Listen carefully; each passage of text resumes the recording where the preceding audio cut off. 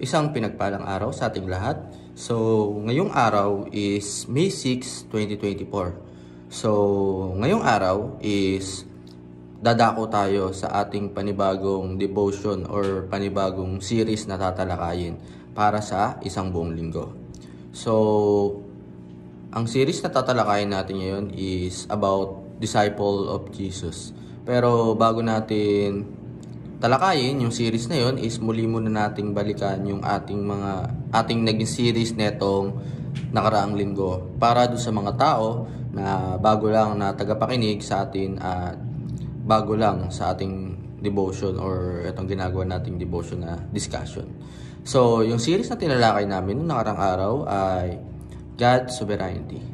So, God's Sovereignty is God is so powerful na lahat na nakikita natin sa mundong ito, plants, humans, animals, heaven and earth, halos lahat is God-made. Kung wala si God is wala yan. Wala tayo dito sa mundo to. Hindi natin pinapaaral yung salita niya. So, sino nga ba yung pinag-aaral natin? Di ba si God? God is so powerful. So, kakatapos lang rin natin nung ating nakararang series na Renewal and Transformation in Christ. So, ayun, yung series na tatalakayin natin ngayon is about discipleship of Jesus. Dinadisciple natin ang Panginoong Hesukristo sa lahat ng mga ginawa niya, na kabutihan sa mundong ito, sa lahat ng mga pinamalas niya na pagliligtas sa atin, na tinubos niya tayo doon sa mga kasalanan na hindi niya namang ginawa, is ganun talaga kabuti ang Panginoong Hesukristo. So, ayun, Disciple of Jesus, na samahan niyo po ako na talakayin to para sa isang buong linggo. So, ang Bible verse na tatalakayin natin ngayong araw ay Matthew chapter 16 verse 24.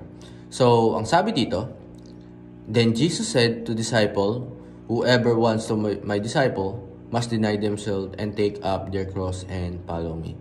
So, sa Tagalog, sinabi ni Jesus sa kanyang mga alagad, "Sino mang nagnanais sumunod sa akin ay kailangang itakwil ang kanyang sarili, pasanin ang kanyang krus at sumunod sa akin."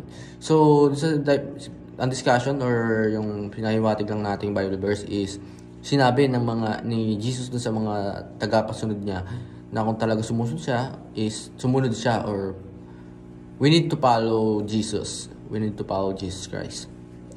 So, para lumako yung ating talakayan, tayo ay dumako sa ating teaching at application. Ang una sa ating teaching ay Jesus is not a prosperity gospel teacher. So, si Jesus is hindi siya prosperity gospel. Pag sinabi ko si prosperity gospel, yung mga taga-turo na parang prosperity, di ba?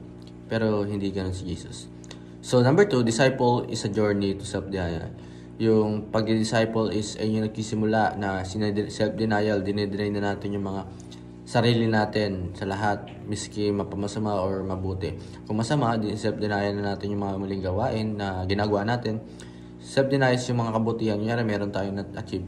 Hindi natin ito inaano sa sarili natin, kundi si Jesus or si God yung may kagawa, bakit natin nangyari yun or nakamit natin yan. Number 3, following Jesus requires the cross. So, ni-require sa cross or sa pasanin sa cross is yung pagsunod kay Jesus.